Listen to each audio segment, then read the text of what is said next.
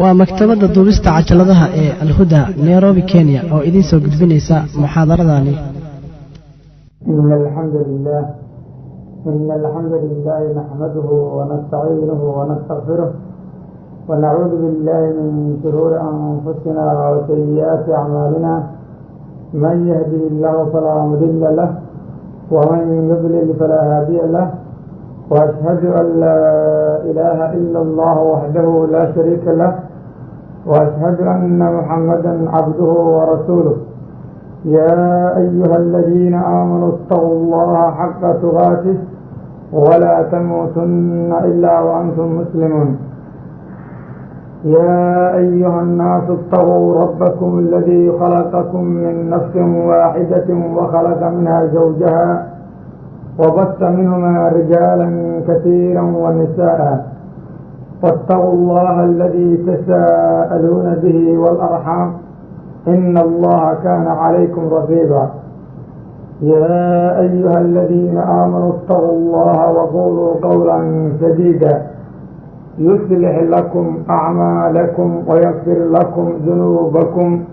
ومن يطع الله ورسوله فقد فاز فوزا عظيما أما بعد فقد قال الله تعالى في محكم تنزيله وهو أصدق القائلين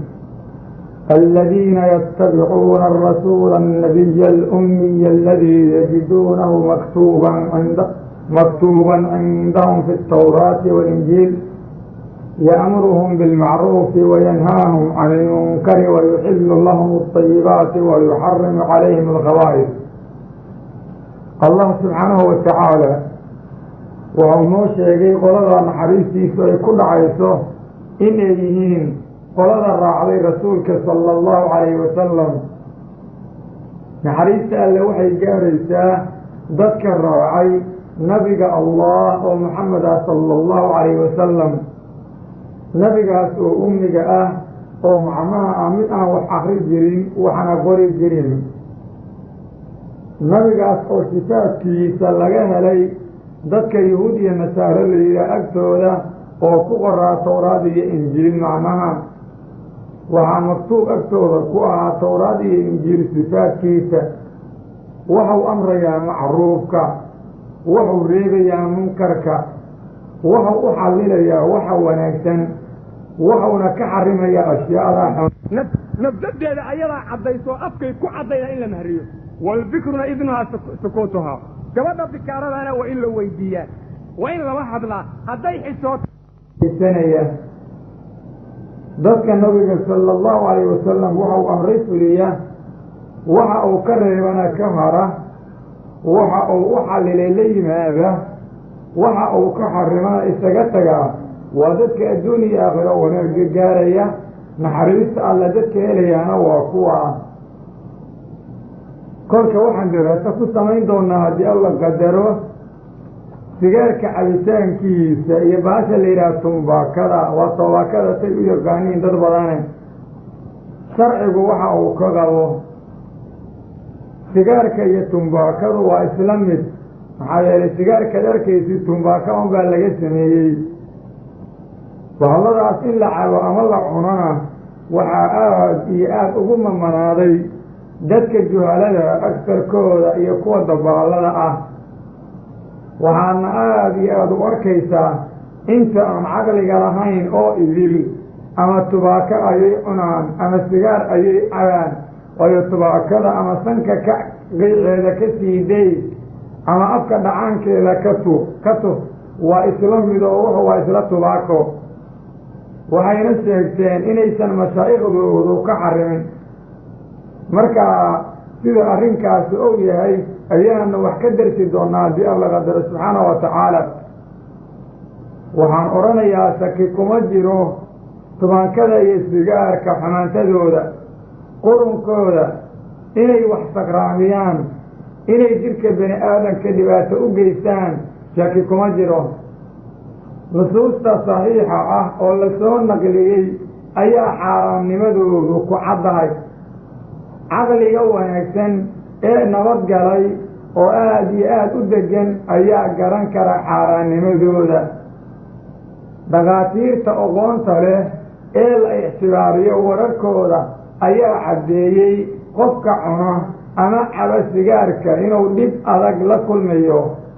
naftiisana ay dhibaata ka soo gaarayso. haddaba naska ugu horreeyoon deliishanaynaa wuxuu yahay aayadda ou rabbi yidhi wayuxillu lahum aldayibaati wa yuxarimu calayhim alkhabaa'is. wuxuu u xallilayaa nabigu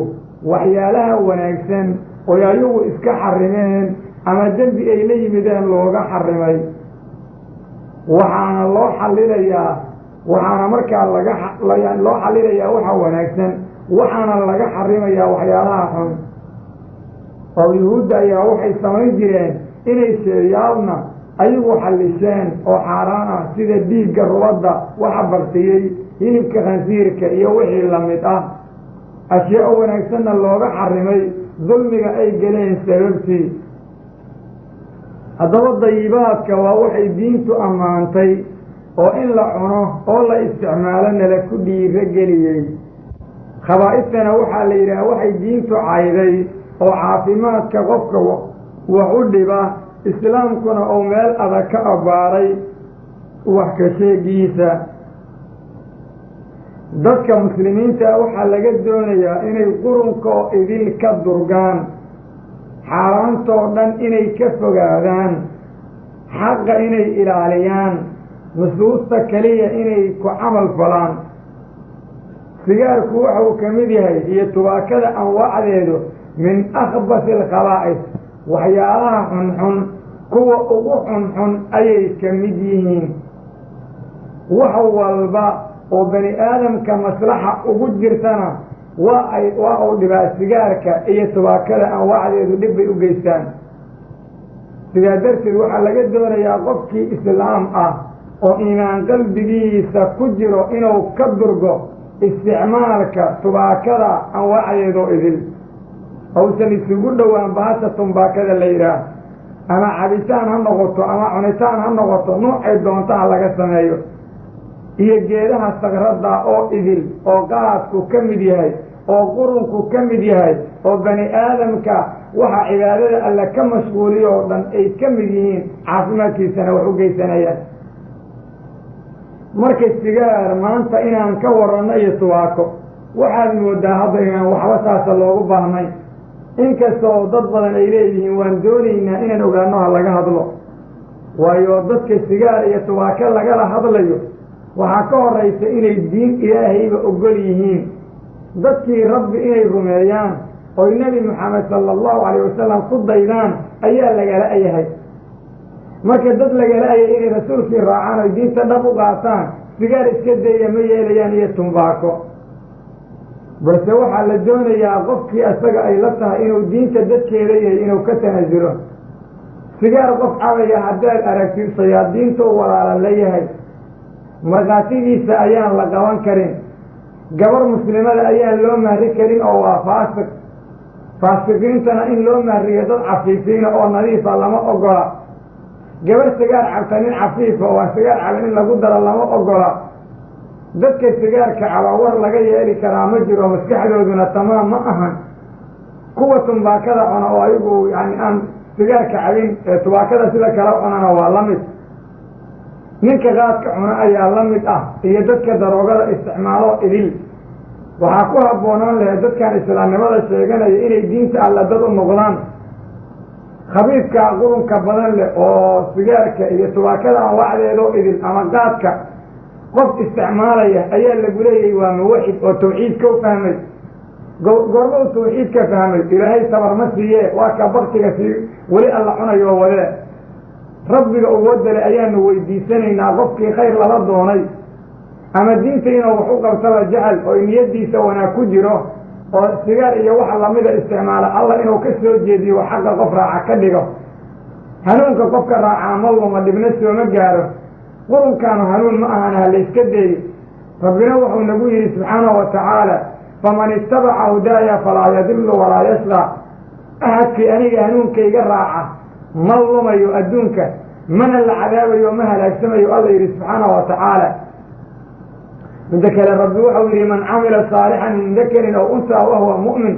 falanuxyiyannahu xayaatan dayiba walanajziyannahum ajrahum biaxsani ma kaanuu yacmaluun waraxadkii camal kitaabka ilaahay iyo sunnada nabiga sala allahu calayh wasalam oo saxiixa ah waafaqsan sameeya oo ama nin ah ama haween ah marka uu samaynayana iimaan wanaagsan uu qalbigiisa ku jiro waan noolaynaynaa ayuu alla yidhi nolol wanaagsan oo nadiif ah oo aad iyo aad u qiimo badan qofkii nolol wanaagsan iyo khayraad iyo faa'iido doonaya rabbigii ha ka cabsado xagga ha ilaaliyo xaaraanta ha iska deeyo kitaabka rabbi keliya ha ku dhaqmo nin sigaar cabay camalkiisu saalix ma noqon karo waayo camalka saalixa ah qofka sameeya qalad yar hadduu ka dhaco waa tooba keenaa diinta allah ayuu ku dhaqmaa waxuusan daliil u haysanna kuma tillaabsado waxaan nusuustu ka xarimina kama tago waxaana uu ku dadaalaa weligii inuu dayibaadka isticmaalo kuna socdo cunitaankooda iyo xirashadooda wixii xaaraamana uu ka tago waayo rabbi baa yidhi yaa ayuha aladiina aamanuu kuluu min adayibaati wacmaluu kuluu min dayibaati maa rasaqnaakum war dadka allah iyo aayaadkiisa rumeeyeyow waxyaalaha wan wanaagsan oo idinku arsuqna xaggooda ka cuna rusushana alla wuxuu ku yidhi yaa ayuha arusulu kuluu min adayibaati wacmaluu saalixa war rususha rabbi dirsadayey waxyaalaha xalaasha xaggooda ka cuna camal wanaagsanna la imaada shayga dayibkaa oo nadiifkaa oo aan nafta iyo diinta iyo maalka dhib ugu jirin ee maslaxa ay nolosha bani aadamka ugu jirtaa naloo ogol yahay waxyaalaha qabiiska oo qurunka badan lama ogola ee rabbigiin ka cabsado isaga tanasula haddii iimaan idinku jiro rabbi waxau yihi subxaanahu wa tacaala yaa ayuha aladiina aamanuu kuluu min dayibaati maa rasaqnaakum washkuruu lilah war dadka allah iyo aayaadkiisa rumeeyeyow iyo nabiga maxameda sala allahu alay wasalam waxyaalaha wan wanaagsane xalaasha xaggooda ka cuna rabbigiina ku shukriya xaqiiqadu waxay tahay allah subxaanahu wa tacaala inuu nabiga maxameda soo saaray sala allahu calayh wasalam loona soo diray jamiica saqalayn labada la cusleeyo oo dhan waa jinni iyo insiya macruufka inuu amro munkarkana ka reebo macruufka waxaa lagu yidhaahdaa wax kasta oo sharciga lagu ammaanay oo fidrada saliimka ay ogoshahay waxaa kaloo lala soo diray rasuulka sala allahu alayh wasalam khalqiga noloshooda iyo adduunka iyo midda aakhiradaba si ay u noqon lahayd mid wanaagsan oo ay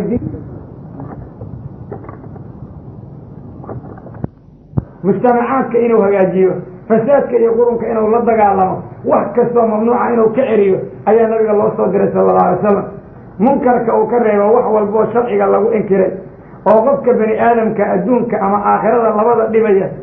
waxaana la doonayaa wax aad isticmaalaysaa inaysan dhib lahayn soo degdega iyo mid dib dhaca xagga noloshaada adduunka xagga noqodkaaga aakhirada badankaaga caqligaaga umuurtaada soo degdegta iyo teeda dib dhacda labadaba shaygu inuusan ku dhibayn baa loo baahanyay oo maslaxa kuugu jirtood wanaag ka gaarayso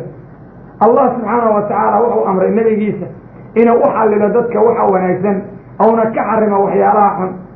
allah subxaanahu wa tacaala mu'miniinta wuxuu amray wixii uu rususha amroo ah waxyaalaha dayibaadka oo nadiifka xaggooda in laga cuno allah subxaanahu wa tacaala wuxuu baneeyey waxyaalaha wanaagsan oo xalaasha ah oo nadiifka ah ibaaxadooda rabbi waa caddeeyey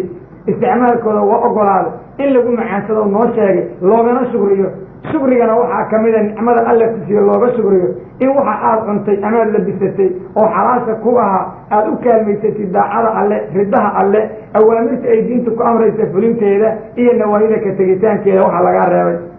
allah subxaanahu wa tacaala kitaabkiisa xadiiskaa wuxuu ku warramay oo noogu sheegay nabigiisa inuu amray sala allahu calayh wasalam inuu ummadda u jideeyo dayibaadka xaliilitaankooda iyo khabaa'ista ka xarimitaankooda qur-aanka balaaqadiisay ka mid tahay arrin jumladaas yarta ood arkaysid oo ah wayuxillu lahum dayibaat wayuxarimu calayhim alkhabaa'isa waa caam waxayna caam ku tahay wax kasta oo dayibaada in lagu xalilay oo xagga cunidda xagga cabidda xagga labiska xagga guurka iyo jamiiculmubaaxaad oo dhan iyo wax walbo khabaa'ista in lagaa xarimay oo ku dhibaya xagga cunidda xagga labiska xagga guurka iyo jamiiculmuxaramaad oo idil shaarica xakiimka ummaddan dusheeda kama xarimin ilaa wax dhibaya ma ahan noloshooda adduunyada iyo noqodkooda aakhirada ama amarkooda soo degdega oo adduunka iyo kooda dambe dibdhace aakhirada ah khabaa'ista qurunkaa oo wax dhibaysa oo dhibkoodu muuqanayana sigaarkaa ka mida maanta lagu ebteleeyey in badan oo bani aadamka ka mida waxaa lagu ebteleeyey cabitaanka sigaarka cunitaanka tumbaakada iyo qurunka iyo waxa daroogada oo idin ilaa ay waxyaalahaas qurunka ah oo tubaakada anwaacdeeda ah iyo waxyaalahaas daroogada oo dhan agtooda ay caadi ka